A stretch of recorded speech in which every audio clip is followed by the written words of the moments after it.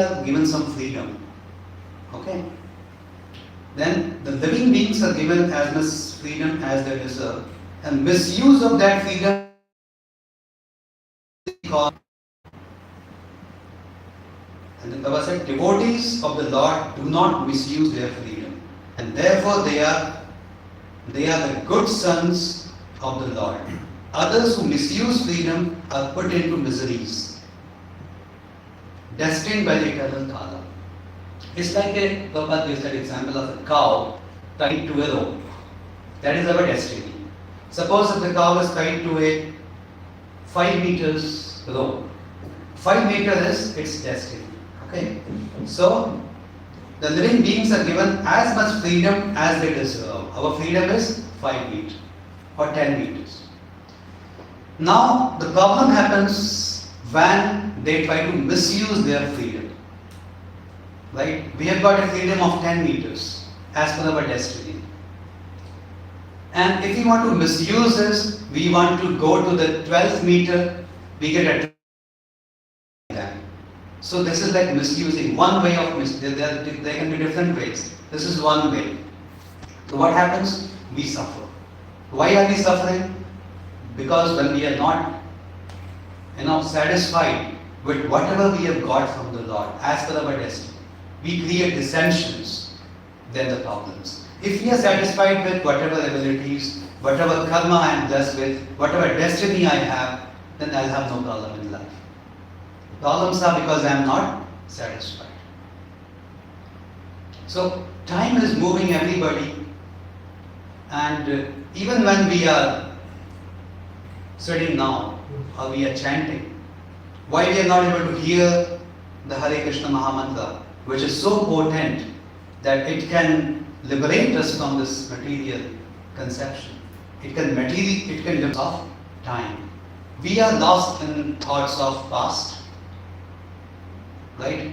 Some good things which happen to us, that thought comes and we enjoy.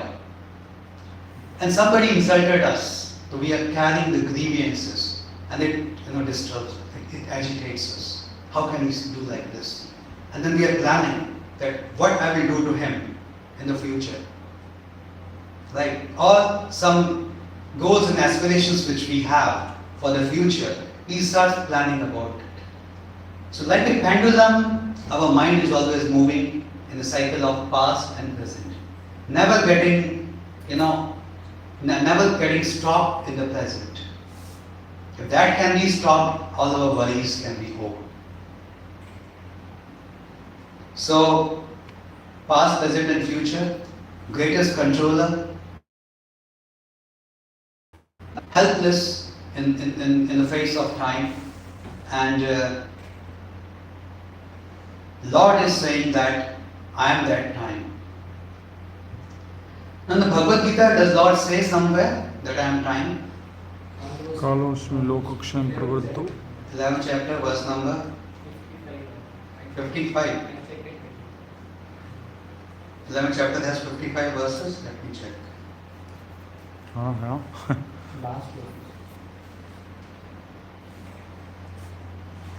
Last verses. Mat paramo mat bhakta sangavaj. Then 11.32. 32.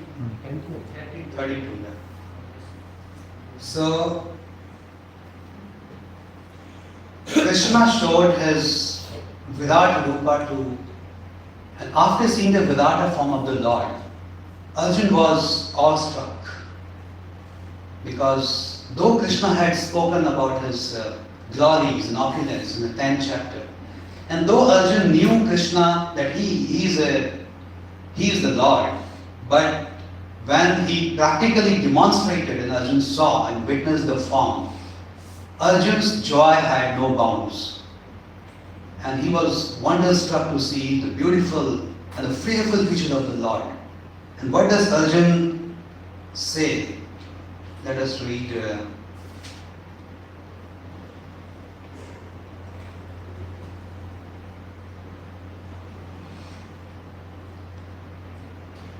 O all-pervading Vishnu, I can no longer maintain my equilibrium. seeing your radiant colors fill the skies and beholding your O Lord of Lords, or refuge of the birds, please be gracious to me. So Arjun started becoming fearful. So long he was speaking with the Lord, they were having a cordial conversation. But after he saw the gigantic and the fearful and the ferocious form of the Lord, he could not take it any longer. O refuge of the birds, please be gracious to me. I cannot keep my balance seeing thus your blazing death-like faces and awful teeth. In all directions I am bewildered. And then the two examples are given, two analogies are given here. How Arjun compares the form of the Lord. And the first example is, anybody remembers? Which one? How Arjun compares the form of the sun, and he says that as moths dash into fire, right? Helplessly they get dashed into the fire. In a similar way, all the warriors are entering and getting crushed in between your teeth, and they are dying. And what is another analogy he gives? As rivers enter the ocean, right? Helplessly, the force of the rivers and the waves take the rivers, the water into the ocean. In a similar way, helplessly, the warriors, they are entering your body and they are dying. And then Arjun says,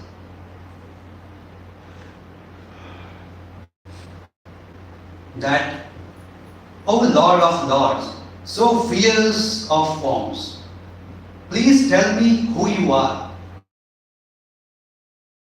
Offer my obeisances unto you. Please be gracious to me. I do not know what your mission is, and I desire to hear of it. So he was like, who are you? I just thought you like an ordinary man, maybe with some mystical powers. And now here I see that you are showing me the mysterious Virata Rupa. Who are you, my Lord? Please be gracious on me and please tell me what is your mission? What do you want to do? Why you have come here? Right? What is this Kurukshetra war? What is your mission? I want to know. And then Lord reveals that Sri Bhagavan Uvacha Kalo Asmi Lokakshaya Pravitta. I am the Kala.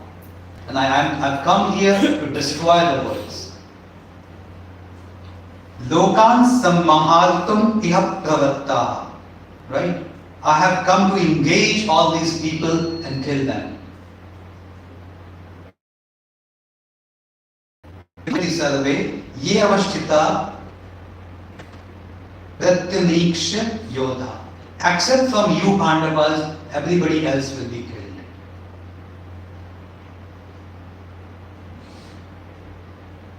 Except Pandava brothers, everybody in the war will be killed. And a little earlier, if you see, Arjun says that Bhishma Drona Sutaputras Tathaso. What did Arjun see in the Virata Rupa? Arjun saw that Bhishma, Drona, Sutaputra, who is Sutaputra? Karna. They were getting crushed in between the teeth of the Virata Rupa. Right? So why specifically these three names are mentioned? Bhishma, Drona, Suta. Why not Kripa, Ashwathama, and so many other warriors they had? And a little later, if you see words, he says, Dronam cha Bhishmam cha Jayadratham cha. Karnam Tathanyati Yodhavida. He also mentions Drona, Bhishma, he mentions four names. Jayadratha, Karna, right? They are already killed. And then Krishna says that, O great warrior, Bhishma, Karna, Jayadratha, Drona, they are already destroyed. Simply fight and you will vanquish your enemies. Right? You simply fight. You don't have to do much. They are already killed. You simply fight and you will be victorious. So when the Mahabharata war began, on the first day after Bhagavad Gita was spoken, so Yudhishthira Maharaj went into the camp of Kaurava. And then when Yudhishthira Maharaj coming to their camp, they became jolly and excited and they started laughing. See him, see Yudhishthira, he's a coward person. He's fearful by seeing our 11 Akshahinis and he wants to make peace proposal now. And see, he's coming. So they started laughing, Duryodhana and Karna and all these warriors. They started laughing and making fun of him. And then Yudhishthira Maharaj came. And he came and he just stood in front of Bhishma and Drona. And he paid his obeisances. And he told that, my Lord, I have come to take your blessings. Please bless me so that, we can win this war. I need your blessings. So no opponent goes to the opposite party to seek blessings for victory, right? Because in this extraordinary circumstances, because of the equipped him to meet his superiors before the war started. And then Bhishma saw this demeanor of Yudhishthira Maharaj. He was humbled by seeing his behavior. And he saw that, Yudhishthira, I am pleased by this attitude of yours. And if you had not come to me and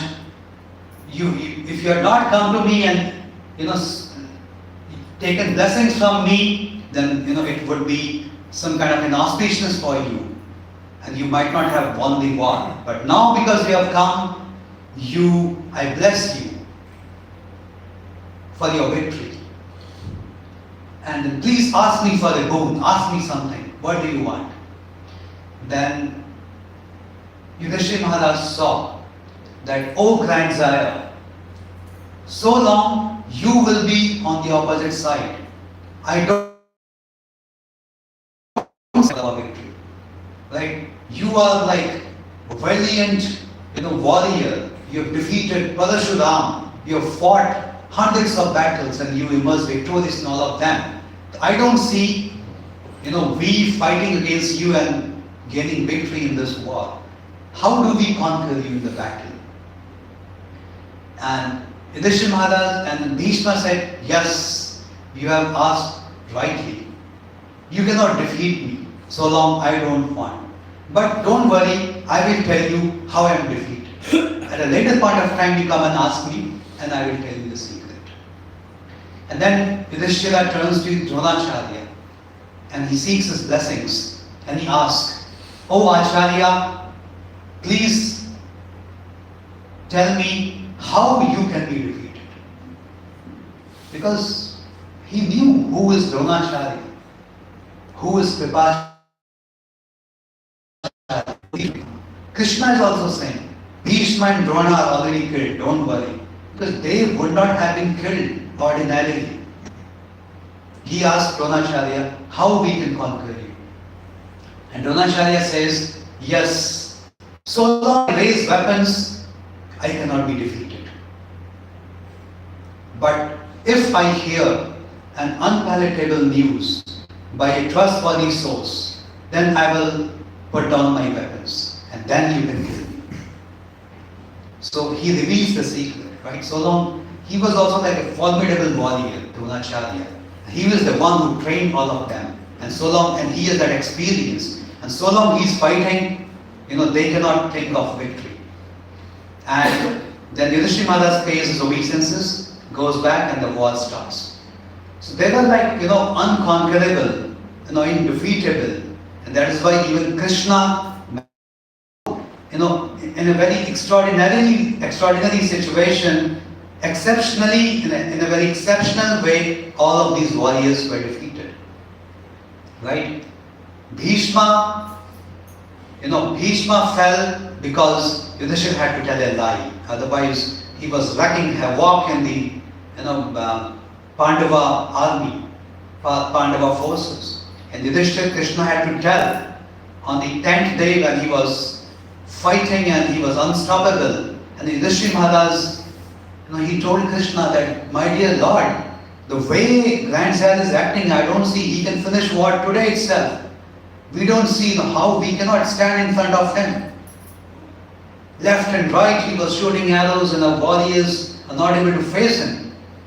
And then Krishna told that, yes,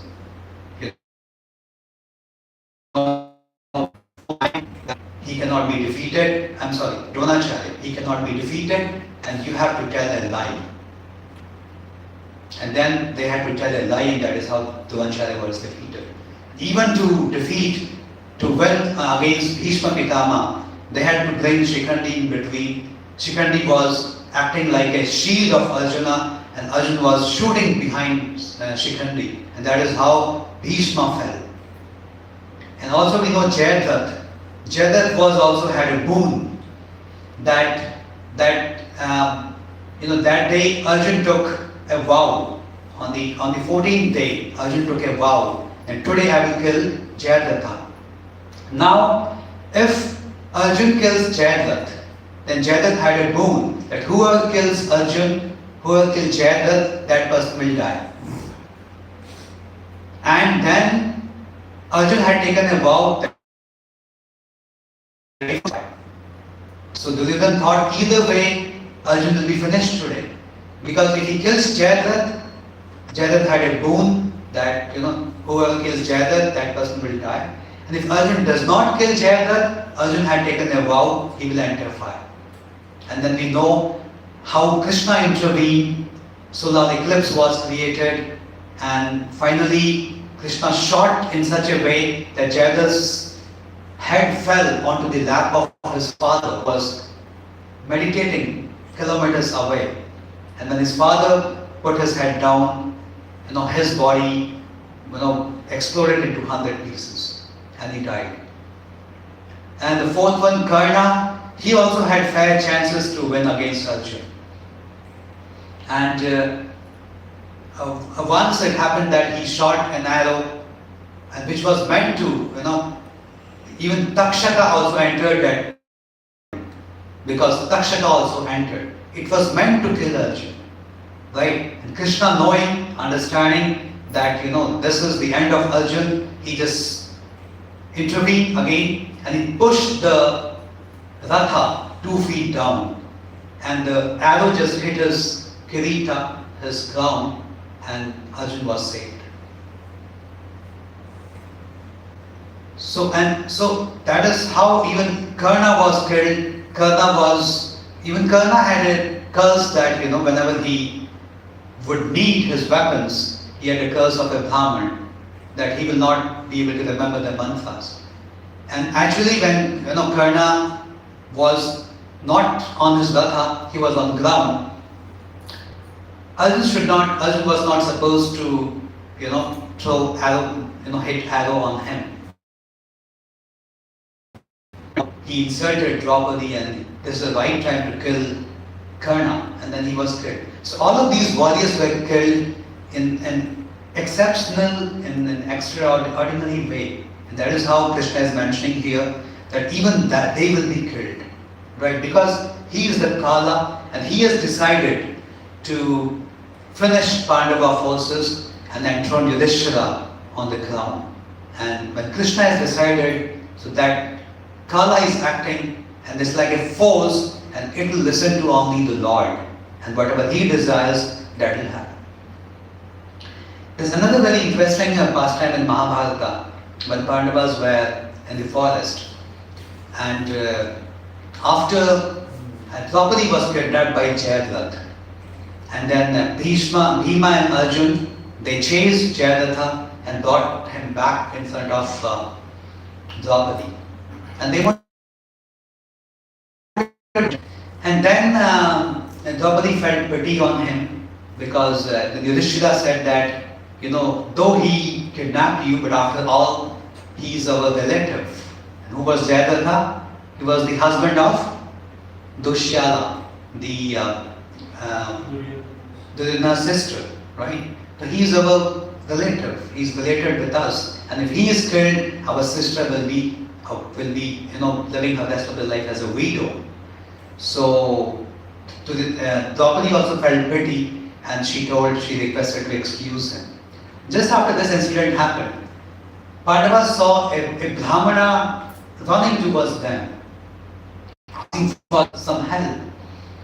And he said that I was about to start my sacrifice, and suddenly a mysterious deer, a mysterious animal which looked like a deer, it took away my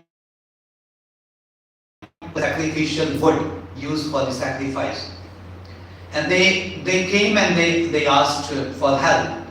Yudhishthira asked Bhima and Arjun to chase the deer and fetch the Agnihotra. And they also saw the animal running.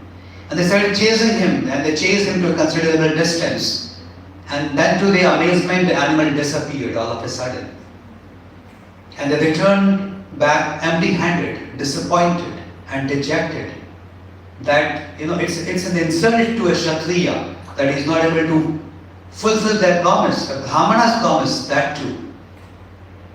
And they knew that it would incur inauspiciousness to them, because they started telling, shame on us. We could not even fulfill the promise of a Kshatriya. What is the point of our living? And then Bhima started telling that it is all because of that mischievous Duryodhana. If he had been killed by me during that gambling match, we would not be facing this, that we are not even able to fulfill the promise of a Brahman. And Arjun started telling, yes, it is because I did not kill Karna that point of time that we are now have to face this austere life in forest. And Sahadeva started telling that because I did not kill Shakuni, we have to face this terrible time in the forest. So there was some kind of dissension, just like in the verse that is mentioned. That dissensions is because of the social intercourse. So there was some misunderstanding. They started shouting and they started, accusing Yudhishthira that because of you, we have to face this condition in the forest. And then when Yudhishthira heard this, Yudhishthira knew what is.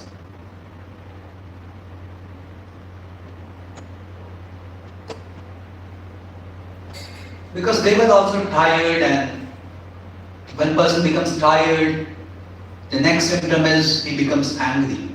Because just now they had Pandavas, Bhima and Arjun had gone to fetch Jayadratha, and just a little later the Brahman came asking for help from Pandavas. All of them were very tired and thirsty, and Yudhishthira said that he said that we are very thirsty now. And he told Nakul that please look for water, right? Get some water, all of us are very thirsty. And Nakula, he climbed the nearby tree, and at a distance he saw some birds flying. And he sensed that if birds are flying to that, at a distance to that area, definitely there will be some source of water there. He reached nearby a lake, and where he saw the crystal clear water of the lake, and he was very thirsty, and he thought, let me first drink water, and then I'll take water for my brothers. So as he, sat down to drink water, this voice came, and the voice said, stop, this is my lake. You cannot drink water without my permission. And Nakula got infuriated. He's like, who is this who is telling Nakula to say that I cannot drink water? And he said, I will tell you. He was very thirsty, and he just first wanted to quench his thirst. And he just took little water, and as soon as a few drops of water entered his mouth, he felt dead. For about an hour, the Pandavas, no news of Nakul coming. Yudhishthira Maharaj sent Sahadev. And the same thing happened with Sahadev also. He also fell dead. And then next, Bhim went. And Bhim went and he saw Nakul and Sahadev. They're unconscious. And he got infuriated. And he started telling, who is that person who can kill my brothers like this? Then he thought, because he was also very thirsty, they were very tired and thirsty, he said, and then he decided, let me drink some water and then I'll figure out what is to be do with them. And as soon as he went to drink water, the voice came that, this is my lake. You cannot drink water without answering my questions. And Bhima just ignored him. And he started drinking water, and once he drank water, he also fell unconscious and dead. Sent next, and Arjun saw that his powerful brothers were lying dead on the ground. He started shouting and, he started shooting arrows in all directions. And seeing that his, this feat it resulted nothing, and then he also, because he was thirsty, he wanted to drink water, and then the voice came that, stop, you cannot drink this water, it belongs to me. You have to answer my questions, only then you can drink water. And Arjun just ignored the voice, he drank water and fell dead. Finally, Dishit Maharaj was puzzled to see that none of his brothers returned, and he went there. And then when he went in and saw his brothers lying dead, he became alarmed and started telling, oh Arjuna, oh Bhima, great battle later. You are the most victorious one, the most courageous warriors. And how will I fight war again alone? Who can fight? Who can fight the greatest of the Pandavas? And then he was a little, sensible, and he saw that there's no sign of fighting. He didn't see any bloodshed and signs of, any kind of war. And then he heard a voice that, listen, this lake belongs to me, and you cannot drink water without answering my questions. And Yudhishthira said that, yes, I will definitely answer your questions. But first let me tell you, please tell me, who are you? And then he said that I am a crane. And he saw at a distance there was a crane. And this Yudhishthira said that you cannot be a crane. Like, no ordinary person can kill my brothers. Like, there's a mystical, magical thing which has happened here, and there's no sign of even a fight. Nobody can kill them. And then the crane turned into a yaksha, and he said that I am the yaksha, and you have to answer my questions. So Yudhishthira Maharaj was always established in knowledge. Though he was thirsty, though he was tired, but because of his interest in Shastras, because of his interest in sharing knowledge all the time, so his discussions which will happen with the yaksha, that will give him more happiness than the tiredness and fatigue and quench he wanted to. That was not of more importance than to discuss Shastra with the yaksha. And then he said, okay, please answer, ask me questions. And then the yaksha, he asked many questions. And some of the questions were, what is the most amazing thing? And he said that, ahani bhutani kachanti yamalayam sesham stavaram ichanti kimacharya tataparam. The most, amazing thing is death. Nobody wants to die. And then he asked the question that, what is the path of enlightenment?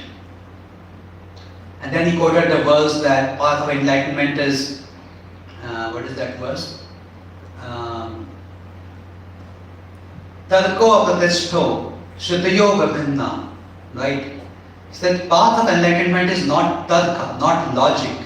And if somebody thinks that we can study scriptures, Vedic scriptures, and by studying that we will understand the truth. No, because scriptures also are of varied types and they talk differently. Some scripture says that, Lord Shiva is the Supreme Personality of Godhead. Some says that Vishnu is the Supreme Personality. Some says that, Durga is the supreme goddess. Some says that, Lord is impersonal. So Vedas also talk of different things. So what is the next? What do we do? Logic cannot make us understand. Shastras don't tell us.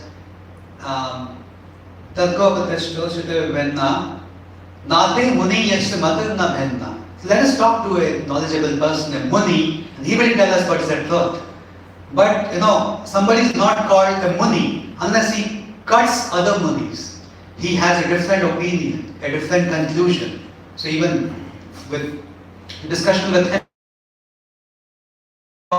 then dharmasya tattvam niyato guhaya. The truths of the religion, the truths of the scripture is hidden in the heart of an elevated soul. Right? Mahajano yena gata sapanta. So you have to take refuge at the lotus feet of a Mahajana, a spiritual master, a pure devotee, and then he will tell you what is the truth. So the path of enlightenment is to take the path tread by a Mahajana. And then he asked that what is the news? He was very satisfied the way Yudhishthira Maharaj was answering all the questions. And then he asked, what is the news in the world? With a very interesting analogy, he said that this material world is like a big pot. It's like a frying pan. And when we have like a fire to give heat to that frying pan, right? And for cooking, what else we need? We need fuel. He said days and night are acting like fuel. And we also need a ladle to stir the ingredients. And what is acting like a ladle or a spoon? He said the changing seasons are like ladle. And then the most important things when we cook is the ingredients. And Yudhishthira Maharaj said, living entities are the ingredients who are getting cooked and fried in that panel of material nature. Now who is cooking them? Time is cooking them. Right? Time is a cook who is cooking the living entities in that frying pan where and day and night are acting like fuel, and changing seasons are is the ladle which is stirring the living entities and frying them. So this is what is happening with all of us, and as it is Lord Krishna is telling in this verse, and also Prabhupada is telling in the purport, that we are getting fried. As per our destiny, time is pushing all of us. So the Yaksha was very pleased to hear all the answers which Yudhishthira Maharaj gave. And he said that, I am pleased to hear the answers you gave. They are so convincing. And please ask me for a boon. What do you want? You can revive one of your brother. Right? One of your brother can be revived. And Yudhishthira Maharaj says that, please revive Nakul. And then the Yaksha was surprised. You have to fight a big battle in the future. Right? You could have revived Bhima, who is like a powerful, formidable warrior. You need his assistance in the war. Or you could have revived Arjuna. Why did you revive Nakul? So Yudhishthira Maharaj said, at no time a person should give up his virtue. And he said that I am representing my mother Kunti. Right? I am living as the son of Kunti. Right? So, and for me, both my mothers are equal, Madhuri and Kunti. So there's nobody from Madhuri's side. So at least Nakul should be there, so that if two brothers live, from both of my mothers, two sons will be there on the planet. So, you hear this answer from Yudhishthira Maharaj, and he said that I am very pleased to hear this from you, and I revive all of your brothers.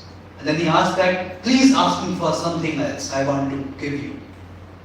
And then Yudhishthira Maharaj said that, please, that Agnihotra which was taken by that deer, please, return somehow, get that, fetch us that Agnihotra, because we could not fulfill the promise of a Brahmana. Please give us, return that. The Yaksha said that, don't worry, I was the one who took the shape of a deer and took away the Agnihotra, the sacrificial firewood, because I want to test all of you. So that anyway I'll return you. Please ask me something else. And then Yudhishthira Maharaj said that, now it was the 12th year to start.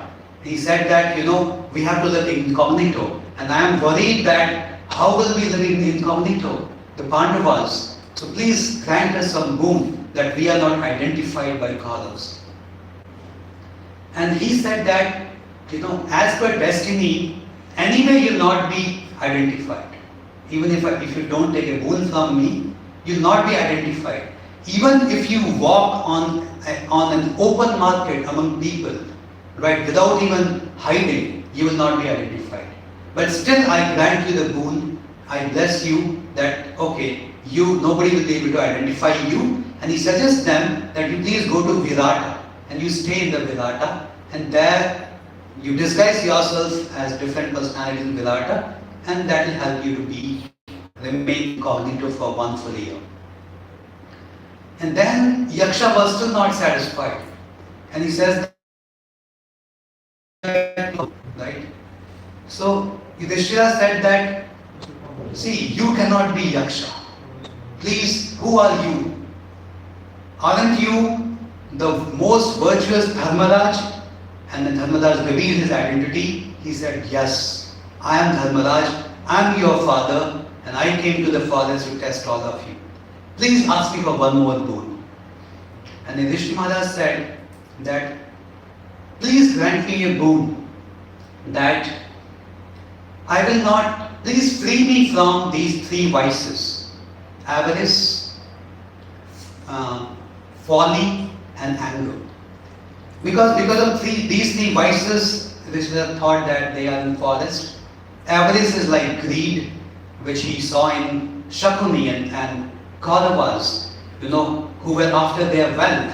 And he also felt himself avaricious, because he was also and he also agreed to play this gamble match. And folly is the foolishness. I was foolish to agree to play that gamble match, because of that we are suffering. So avarice, folly and anger. And he saw how angry Bhima was, and how Bhima and Arjuna, they vowed to kill Duryodhana and Karna, and Sahadev vowed to kill Shakuni. See, and he thought that anger is the destruction, is the gateway to hell. So please see that I don't fall to these vices, and please grant me truth. Please let me follow the path of truth, austerity, and truthfulness. Let me follow the path of these, virtues, so that I'll not get affected by it. And the Dharmaraj said, you are the most virtuous person, and my blessings are with you, and these vices will not touch you, and you follow the path of these virtues. Like that, he blesses them, and then they go, enter Virat, they disguise themselves as different personalities, enter Virat and stay there 1 year as incognito in the kingdom of Virat. So this is how Lord helps his devotees always. In different ways he helps, personally, through acharyas, through some medium. And for the non-devotees, Lord acts like Kala, and born by our destiny, we go through happiness and distress, go through ups and downs in our life. And those who are devotees, then Lord helps them. And Kunti Maharani is the greatest of devotees. She is not ordinary woman. Had she been ordinary woman, her prayers would not have very beautifully, very heartfully, based on her experience, the ups and downs in life she went through, she's praying to Lord Krishna, and this is yet another beautiful prayer which we discussed today. And next session will start with yet another beautiful prayer of Kunti. So with this we'll stop. Kanta Srimad Bhagavatam ki, Jagadguru Srila Prabhupada ki, Jai Gaur.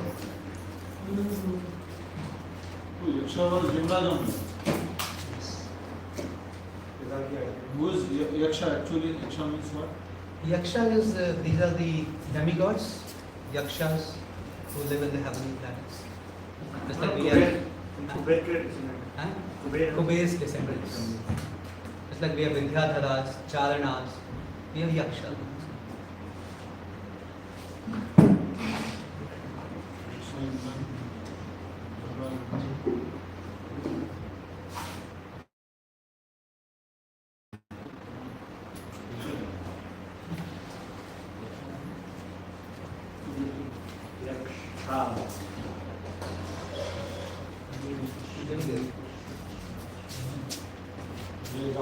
Hare Ram, Ram Ram, Hare Hare, Hare Krishna, Krishna Krishna, Hare Hare, Hare Ram, Ram Ram, Hare Hare. पूरा upload कर रहे हैं, आप देख सकते हैं. 25 26